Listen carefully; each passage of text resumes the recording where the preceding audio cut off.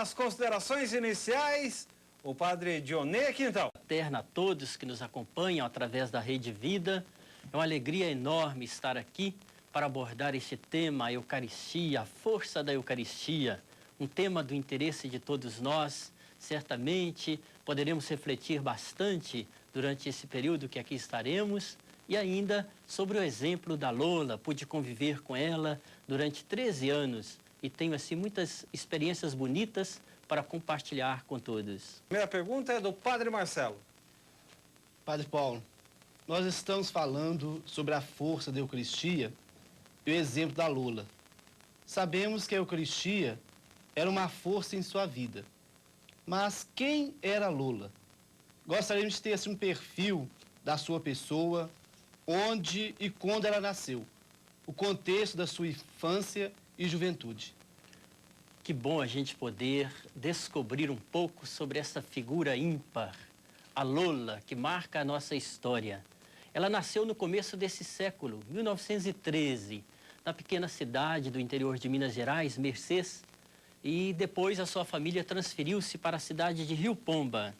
Em Rio Pomba, ali, a partir dos 3 anos de idade, a Lola desenvolveu as atividades de uma criança, de um adolescente, de uma jovem, como todas as outras, na fazenda, ali participando também da vida da comunidade. A sua vida foi como a das pessoas da sua época, com a participação muito bonita na vida da comunidade religiosa. Depois, ali por volta dos 23 anos aproximadamente, ela sofreu um acidente, uma queda de uma jabuticabeira, e aí houve uma alteração enorme na sua história. E é o tema que nós estamos abordando, exatamente o que aconteceu com a Lola a partir desse acidente que ela sofreu. Na Tribuna Independente, agora é o médico, o Dr. Cláudio, quem faz a pergunta. Padre Paulo, por diversas vezes nós estivemos juntos lá com a Lola em várias visitas, inclusive participando da Eucaristia. E como médico a gente pôde examiná-la antes e depois da Eucaristia.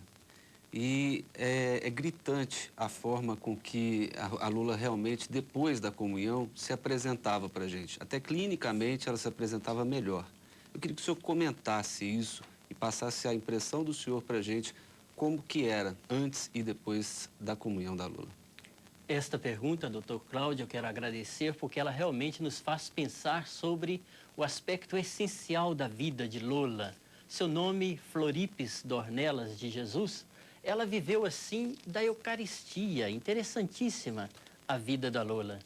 Ao comungar, uma força nova, uma força especial. Ela desenvolveu ali a sua vida sobre o leito, porque aquele acidente da árvore a deixou paraplégica, e na Eucaristia ela encontrou a sua força. Comungava todos os dias e após a comunhão ela se mostrava realmente renovada. Dr. Cláudio lembrou do aspecto físico e eu posso também confirmar o aspecto espiritual.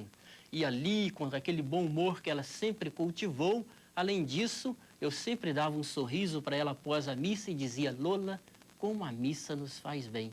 E ela é uma frase que eu estava interpretando ali do seu sorriso, da sua alegria de poder participar da Eucaristia, recebendo a comunhão eucarística.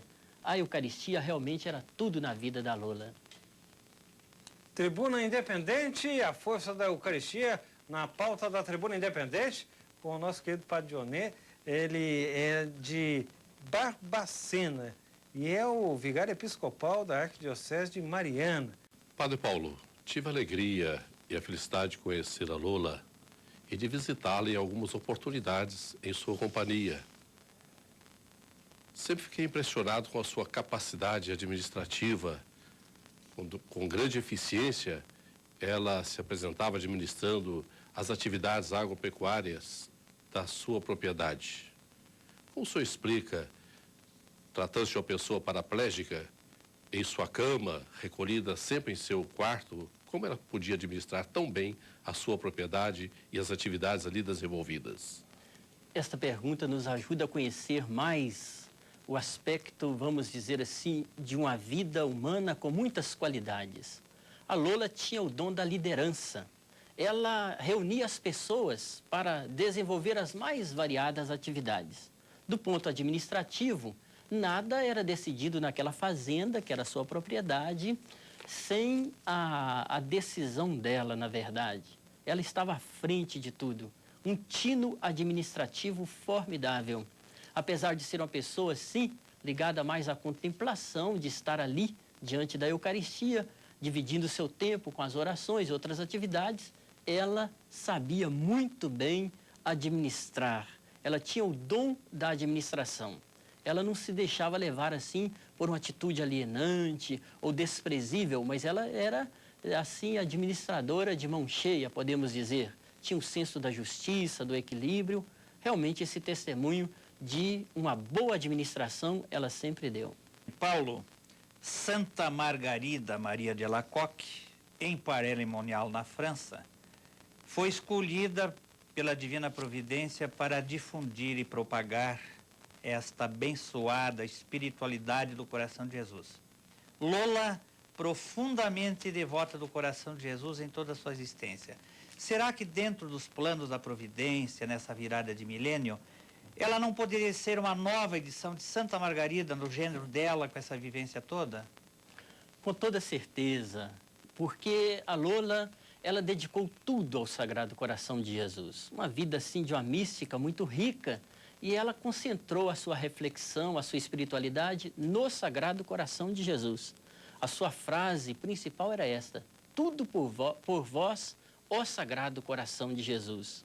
Eu creio que realmente nesse final de milênio ela retoma esses aspectos aqui lembrados pelo Padre Roque Schneider, da devoção, da espiritualidade mesmo do Sagrado Coração de Jesus. Esta é uma mensagem muito bem vivenciada pela Lola e que ela procurou divulgar ao máximo esta descoberta do coração de Jesus. Existe algum outro caso no mundo de uma pessoa que tenha vivido apenas da Eucaristia sem nenhum outro alimento?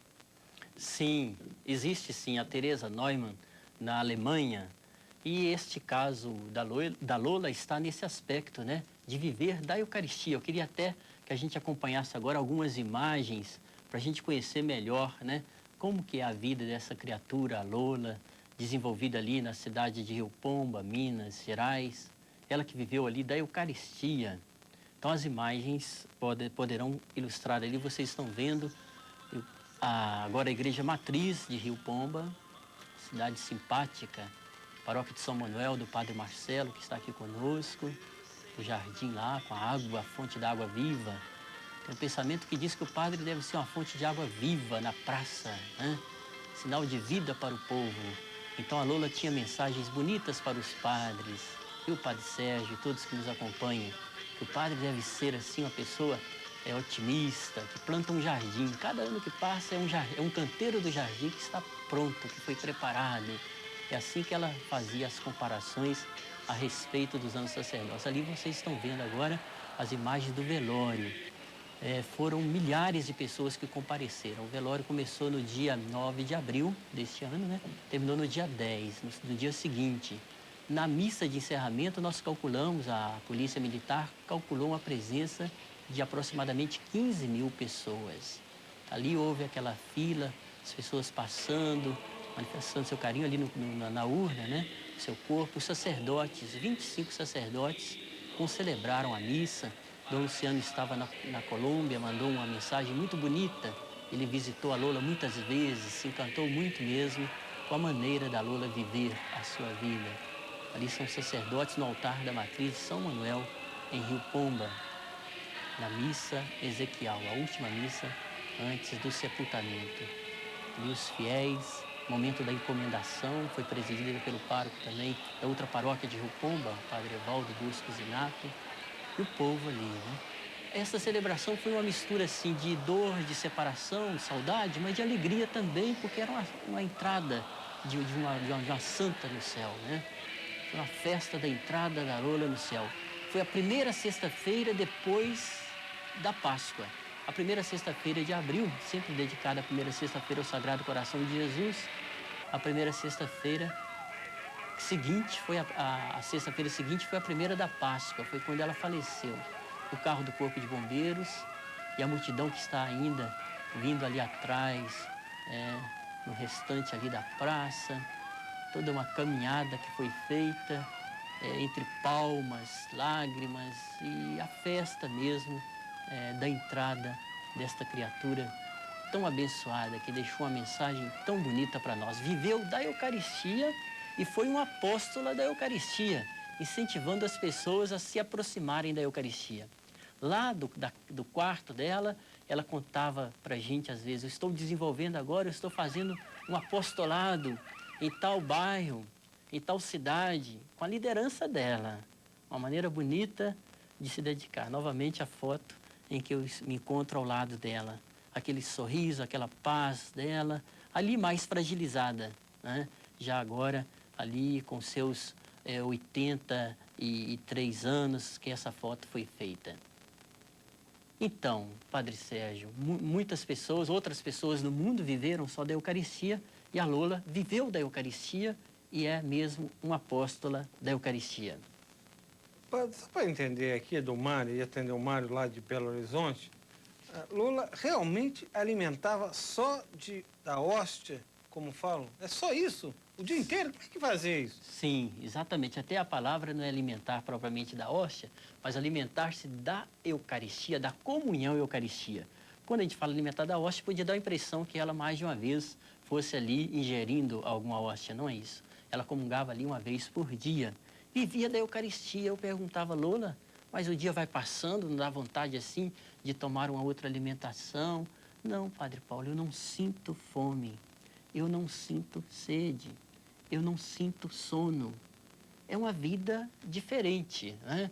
Uma vida feita assim ao longo de tanto tempo. Afinal, mais de 60 anos assim. Padre Paulo, nós de Rio Pomba sabemos que era grande as romarias e caravanas, pessoas que iam pedir orações a Lola. Por que interromperam-se as visitas? E como Lola acolheu essas orientações? Eu agradeço muito ao Padre Marcelo esta pergunta, porque ela ajuda muito o povo, né? Não só de Rio Pomba, mas de tantos lugares que no passado acorreu à residência de Lola. Eram milhares. Ela contava mais de uma vez para a gente esse fato. Milhares de pessoas compareciam ali. Havia até um caderno onde as pessoas assinavam. Dias em que até mais de 10 mil pessoas, porque começava muito de madrugada, terminava muito à noite, porque a Lola não dormia e não tinha necessidade de ocupar o seu tempo para se alimentar ou qualquer outra coisa. Só que imagine, qualquer um de nós, em pleno vigor da nossa saúde, para a gente receber um tanto de pessoas assim por dia, nós iríamos até ficar fragilizados. E aquela criatura era fragilizada na sua saúde. O bispo auxiliar de Mariana da época, Dom Daniel Tavares, fazendo a visita pastoral a Rio Pomba, percebeu que estava muito errado aquilo, porque estava prejudicando aquela senhora. E pediu então ao arcebispo que fossem proibidas as visitas. Como a Lola recebeu? Ela recebeu muito agradecida. Ela sempre foi muito obediente à igreja. E de outro lado, ela nunca também quis propagar-se, quis divulgar-se a si mesma, quis sempre divulgar, sim, o Sagrado Coração de Jesus. E se ela recebia as pessoas, era num gesto de caridade. E essa caridade continuou, porque embora ela não continuou recebendo somente a partir daquela época os sacerdotes e as pessoas que prestavam algum serviço, ela continuou a sua missão e a sua colaboração, rezando por tanta gente, acompanhando a tantos, né, que mandavam ali os seus pedidos de oração para ela. Padre Paulo, nós sabemos desses fenômenos que aconteciam com a Lola, de não se alimentar, de não ingerir nenhum tipo de líquido, de não dormir, né? E outros que a gente conviveu. Para muitas pessoas, isso pode parecer que haveria uma renúncia ou haveria sofrimento. Na opinião do senhor, tudo isso que acontecia com a Lola era acompanhado de sofrimento, de angústia, alguma coisa assim ou não? Absolutamente não. Eu agradeço essa pergunta do Dr. Cláudio, ela vai ligada à mensagem pedida pelo Padre Sérgio Jeremias, né, quando ele referiu-se a essas questões. A Lola, na verdade, ela não se proibiu de alimentar-se, de dormir ou de ingerir qualquer outro líquido que fosse, remédio, qualquer que fosse. Ela não se proibiu, ela não assumiu esse comportamento por sacrifício ou para fazer um sacrifício. É um fenômeno. Seu organismo não mais estava pedindo, né, esse tipo de atendimento que é básico para nós e que, portanto, se trata de algo para nós atípico, né? Como que nós vamos enquadrar isso dentro de uma vida que se desenvolve, senão aqui entra o aspecto da força da Eucaristia. Embora, se a ciência explicar que é possível que alguém assim viva, não altera em nada o teor de santidade, o valor de virtudes e qualidades de Lola. Wander, sobre a sensibilidade da Lola, o que o senhor pode falar sobre isso? Sensibilidade da Lola. A Lola era de um altruísmo incrível e de uma sensibilidade para com os problemas. Eu ficava pensando e conversando com ela. Lola, são tantas pessoas que pedem as suas orações, são tantos fatos que a senhora tem conhecimento, dolorosos, e para cada fato que a gente diz para a senhora vive aquela informação, aquele dado como se fosse o único. Que capacidade ímpar de perceber a dor das pessoas. Cada vez que a gente dizia para a Lola do sofrimento de alguém, do acontecimento na vida de uma pessoa, ela percebia o que estava sendo dito na dimensão da força do que realmente as palavras estavam traduzindo, ao ponto, às vezes, até de passar uma mensagem para a gente. Às vezes a gente estava pedindo uma oração para alguém e nem tinha se tocado tanto que ela realmente se tocou com o problema da outra pessoa. Então, uma sensibilidade enorme para com as realidades diversas, uma perspicácia grande também na vida dela. Das atividades agropecuárias desenvolvidas na propriedade onde a Lola morava, elas rendiam rendimentos financeiros. Deduzidos as despesas de custeio dessas atividades, certamente tinha uma renda líquida. O senhor sabe informar qual a destinação desse excedente ou dessa renda líquida produzida por essas atividades? Agradeço a pergunta do diácono Prado. Está bem dentro do espírito da diaconia, né? Os apóstolos escolheram os diáconos para ajudar na administração dos bens a serviço da evangelização. Interessantíssimo. A Lola administrava muito bem a fazenda, muito apoiada por tantos benfeitores, que inclusive devem nos estar, muitos deles nos acompanhando, recebem a nossa homenagem também. A Lola, ela empregou os recursos da fazenda para divulgar a devoção ao Sagrado Coração de Jesus. Aqui mesmo nós temos essa estatueta da imagem do Sagrado Coração de Jesus, que ela sempre procurou, né, adquirir essas imagens para divulgá-las e doá-las às pessoas, particularmente aos membros do Apostolado da Oração, e outras mais estampas do Imaculado Coração de Maria, do Sagrado Coração de Jesus, e os livros, né? Livros para a formação do povo, o livro Amor, Paz e Alegria, com as reflexões para cada dia do mês de junho, mês do Sagrado Coração de Jesus, o livro do Sagrado Coração de Jesus e a grande promessa a respeito da participação nas primeiras sextas-feiras, a busca da Eucaristia e outras tantas assim iniciativas ligadas à evangelização. Distribuía assim objetos de piedade que ajudassem, terços, etc. Então ela fez dos rendimentos da fazenda um subsídio para o apostolado. É para isso que ela quis destinar os seus bens. Padre Paulo, a minha pergunta agora vai conectada um pouco com o silêncio de Lola, a resignação e com aquilo que o Padre Marcelo perguntava. Um senhor italiano, de nome Giuseppe, percorre o mundo dizendo-se pomposamente vidente de Nossa Senhora e detentor do tão aguardado terceiro segredo de Fátima. Muito bem. Irmã Lúcia é uma vidente de Fátima que sobrevive escondida no Carmelo, em Coimbra, Portugal. Lola, escondida, não queria quanto menos acesso de jornalista, de público, mas ela se sentia perto de Deus, etc.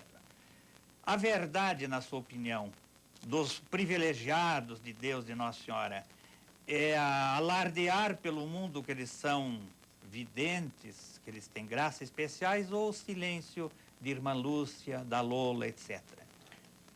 O Padre Roque destaca realmente na sua pergunta esse aspecto principal mesmo, o silêncio. Jesus também fez assim, né? Ele fez os milagres e pedia para não ficar espalhando, não. Não é assim que ele fazia? O silêncio de Maria, o silêncio de tantos santos, o silêncio na vida daqueles que souberam contemplar e experimentar Deus de verdade na sua vida. E um silêncio eloquente, porque diante desse silêncio, dessa humildade, todos vão assim propagando, em vez da pessoa se propagar, os outros acabam sentindo quase que a necessidade, como nós estamos aqui desejosos de que você conheça mais sobre a Lola, para você, olhando o exemplo dela, e se interessar cada vez mais, e todos nós, em valorizar com maior carinho a Sagrada Eucaristia. Então, o caminho da Lola é esse caminho do silêncio. Recolheu-se, não se sentia sozinha. Certa vez, uma senhora vizinha quis confortar, eu vim aqui porque eu achei que a senhora estava muito só. E ela disse assim, eu sozinha? Jesus está aqui. Ela disse que nunca teve nenhuma visão. Ele está aqui, não precisa ter visão. Obrigado pela participação. O que será feito da fazenda onde Lola viveu? A fazenda onde a Lola viveu, Vera Lúcia, ela procurou, durante toda a sua vida, entregar, né, esse patrimônio para a divulgação do Sagrado Coração de Jesus, para que Jesus seja mais amado, mais conhecido e mais seguido, né, pelas pessoas. Então, ela organizou tudo muito bem. E ela soube confiar ao apostolado da oração e à igreja, por meio da Arquidiocese de Mariana, os destinos a que serão dados para que se cumpra esta finalidade de divulgar a devoção ao Sagrado Coração de Jesus e, num modo muito bonito da parte dela, como sempre a caracterizou, que sejam também desenvolvidas obras comunitárias a partir da própria igreja, ali no seu patrimônio. Eu queria saber do Padre Paulo, qual a importância de Nossa Senhora, de Maria, na vida da Lola? Vamos lá. Isis, a sua pergunta completa a nossa reflexão. Imagine se nós não desenvolvêssemos aqui esta reflexão a respeito da devoção mariana tão sadia, cultivada pela Lola. A Lola sempre considerou esta presença de Maria na sua vida. Ela se consagrou a Maria através da pia união das filhas de Maria naquela época em que ela era bem jovem e veio cultivando toda essa consagração, essa dedicação da sua vida a Nossa Senhora. E sempre apresentou, através do seu testemunho, da sua palavra, a mais autêntica devoção mariana. Eu pude perceber, e outros tantos que conviveram com ela. E ela disse sempre, nós temos um pai e temos uma mãe que cuida de nós, uma mãe que não nos esquece. Então, ela tem frases assim lindas sobre Nossa Senhora. E não só frases, mas um testemunho bonito. Na sua mão estava sempre um terço, e ela distribuiu muitos terços. Eu mesmo tenho aqui em minhas mãos um terço que ela me ofereceu, né? E ela oferecia esses terços que ela conseguia e distribuía para as pessoas, e ela estava sempre ali rezando o terço muitas vezes ao dia. Aliás, a sua oração não era assim ininterrupta, não. Ela desenvolvia outras atividades ali ao seu alcance e tinha os momentos de oração. E dentre as orações, o terço era uma oração bonita que ela sempre rezou com muita fé. Como a Lola encarava os sofrimentos e as dores pelas quais passava. Fato que o senhor mencionou durante o programa. O que eles representavam na vida de Lola. Dores e sofrimentos, Padre Paulo. Eu agradeço muito ao Leonardo por esta pergunta, porque as dores e os sofrimentos foram muito intensos na vida da Lola. A queda afetou a sua coluna e isso causou-lhe dores imensas e intensas durante toda a sua vida. E ela assumiu isso numa serenidade muito grande. Há poucos dias antes do seu falecimento, eu disse, Lola, quando a gente sente dores, a gente perde um pouquinho também até da calma, afeta um pouco o nosso sistema nervoso. E a senhora sempre aí com a paz. A senhora nunca fica nervosa? Não. Ela disse não. Realmente ela enfrentou o sofrimento na serenidade, na paz. Tanto é que ela poderia estar nas mais intensas dores. Quem chegasse para conversar com ela, ela não se manifestava que estava com aquelas dores. E ela enfrentou com muita coragem e com muita confiança em Deus também. e numa associação aos sofrimentos de Jesus. Ela ligou os sofrimentos que ela passou, as dores que ela teve, depois também a artrose que ela chegou a sentir, né? E todas as outras, os outros incômodos da saúde que foi ficando fragilizada. Ela assumiu isso com muita coragem, com muito espírito de oração e de confiança em Deus. Tribuna Independente. O senhor está dando aí um testemunho, né, sobre a Lola. Nós sabemos que ela tinha uma vida muito grande de oração, eucaristia e silêncio. Como era a sua vida no dia a dia, o que ela fazia, como ela preenchia-se o tempo? Eu agradeço muito o Padre Marcelo, porque falar do dia a dia da vida da Lola ajuda a gente muito. Certa vez um bispo, nosso amigo, Dom Francisco Barroso Filho, bispo diocesano de Oliveira, disse, visitando a Lola, quando ele ainda era diácono, ele disse assim: a Lola, o que impressiona na Lola é que nada impressiona. Ela não impressiona.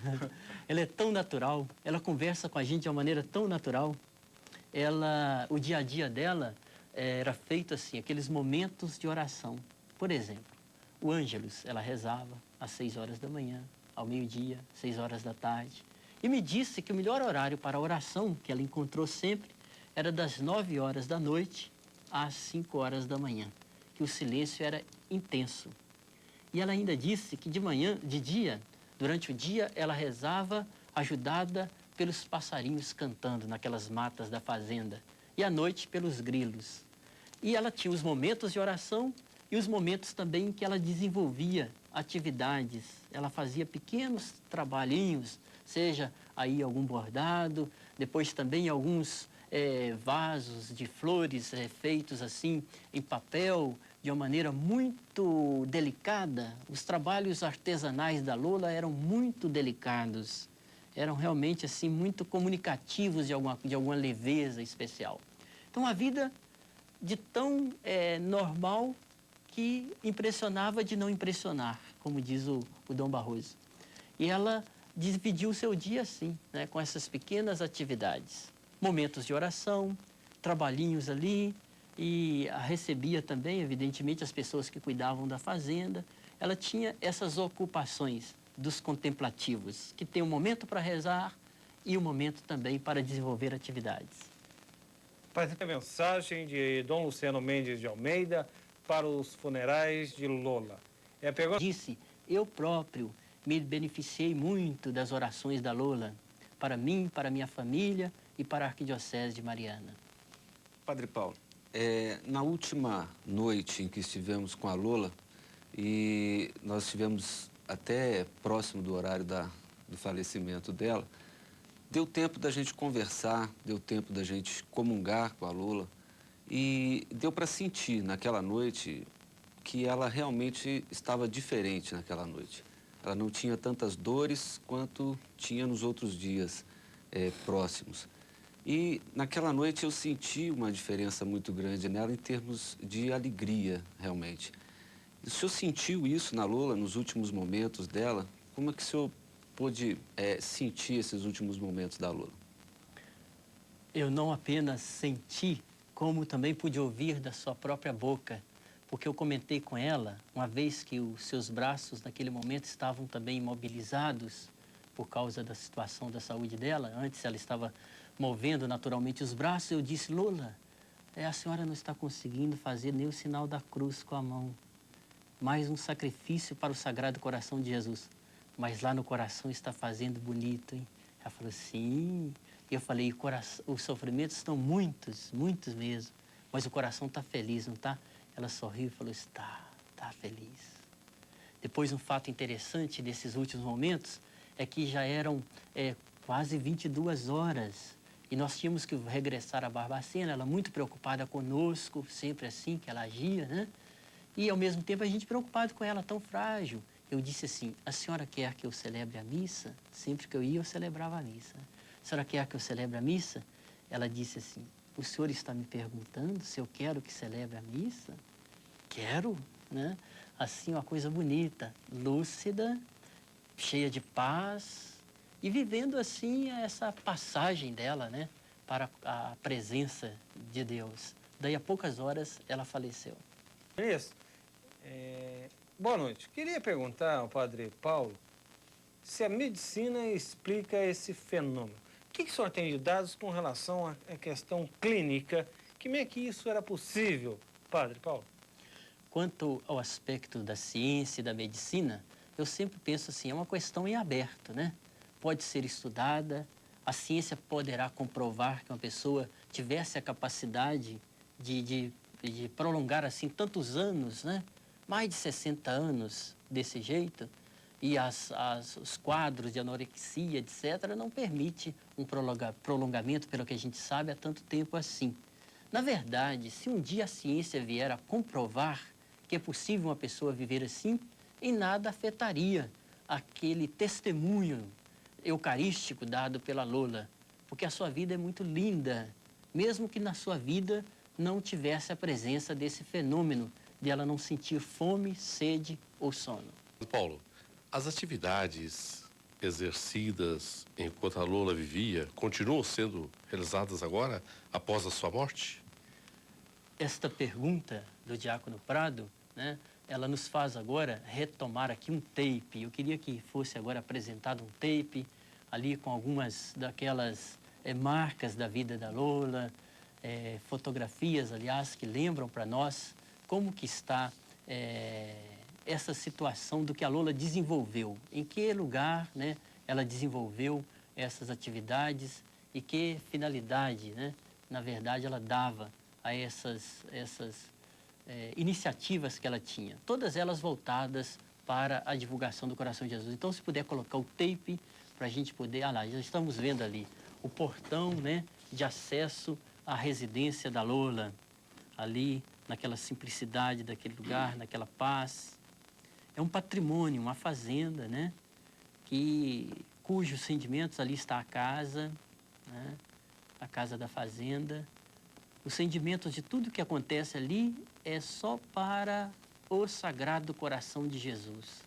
Ali está a cama, em que, olha que interessante para todos nós, o Brasil inteiro poder ver, neste momento, a cama em que, ao longo de mais de 60 anos, a Lola esteve assentada ali, por entre dores, orações. Ali naquele quarto, ela viveu. Em frente à sua cama estava o Santíssimo Sacramento.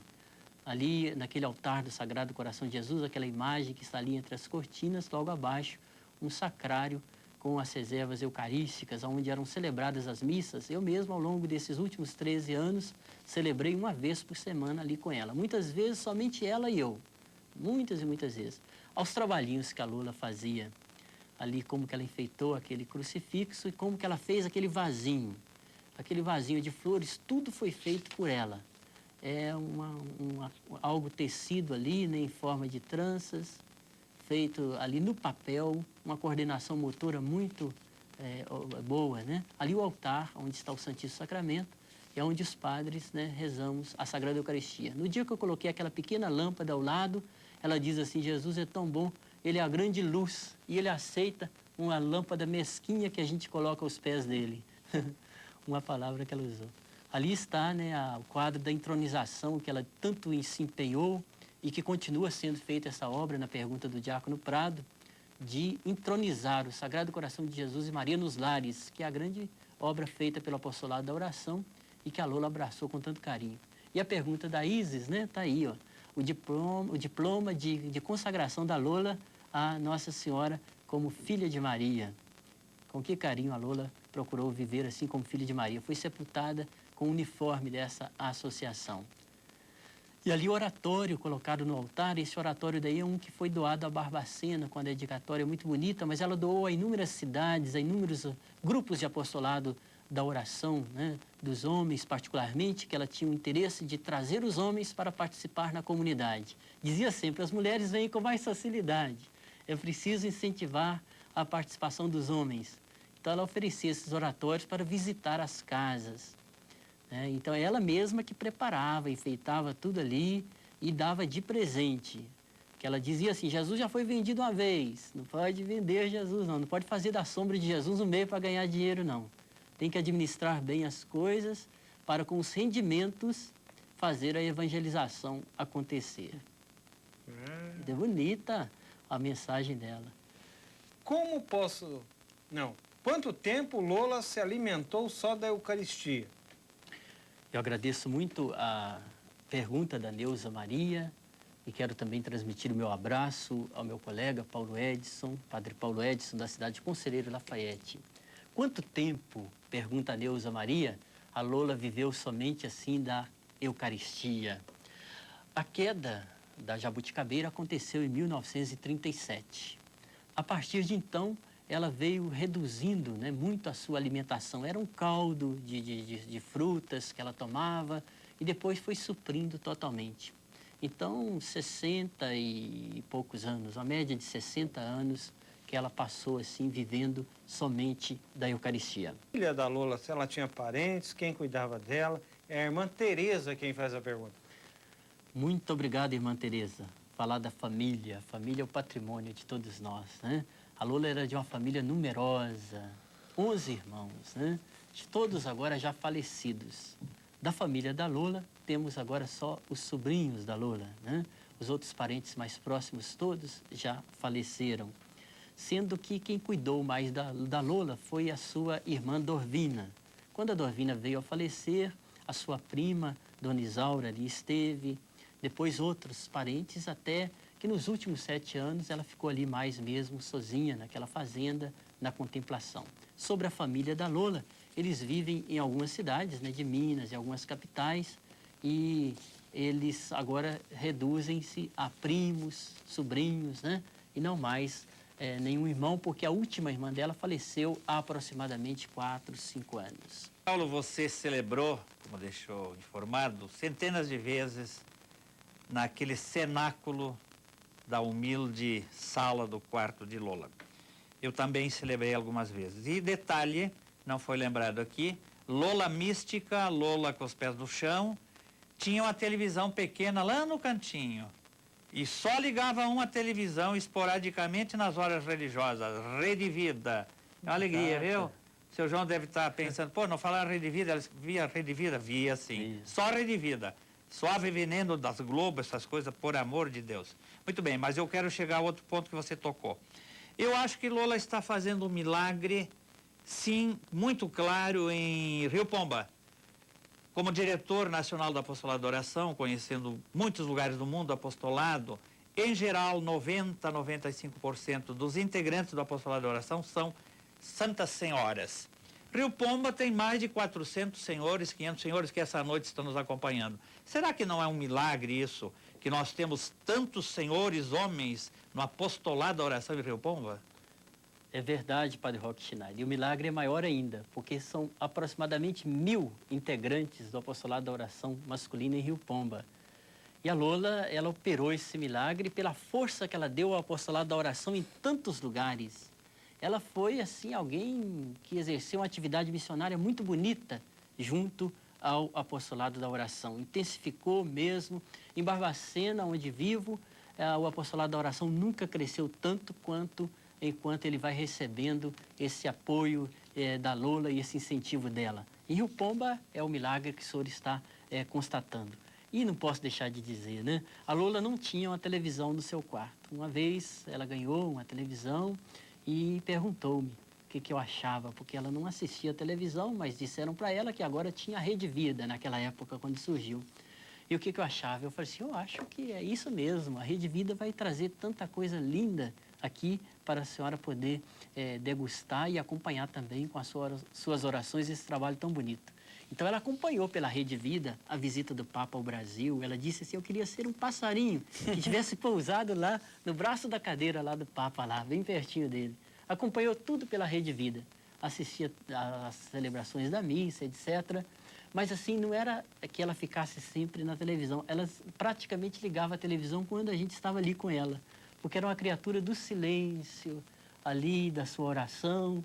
Mas como que ela apreciava ali os programas da Rede Vida. Dá o Padre Paulo Dionet Quintão para aqui na Tribuna Independente. Faça as suas considerações finais, abordando o tema de hoje, a força da Eucaristia, o exemplo de Lola. Quero agradecer muito à Rede Vida por esta oportunidade, ao Luiz Antônio, aos integrantes aqui da mesa, de nós falarmos sobre esses temas tão lindos para nós. A Eucaristia, que foi tudo na vida da Lola. Ela viveu uma vida eucarística. E que a gente possa se interessar cada vez mais de aproveitar ao máximo da nossa participação no mistério pascal de Cristo, em cada celebração da Eucaristia, em cada missa que a gente participa. E que a gente valorize também com todo carinho e com máxima atenção a nossa aproximação da mesa eucarística. Este conhecimento nosso inicial sobre a vida da Lola, que todos possamos assim aprofundar ainda mais e invocar a sua também intercessão, que ela lá junto de Deus peça por todos nós. Ela que foi tão atenciosa enquanto esteve conosco, a todas as pessoas lá do céu, que ela continue nos ajudando para que a gente possa seguir o seu exemplo, amar o Cristo, confiar no Cristo, que a espiritualidade da confiança no coração misericordioso do Cristo seja a marca da nossa vida. E que a Lola interceda, como lembrou aqui na nossa reflexão o Padre Roque Schneider, neste final de milênio, que ela seja para nós essa grande lembrança da misericórdia do coração de Jesus. Muito obrigado.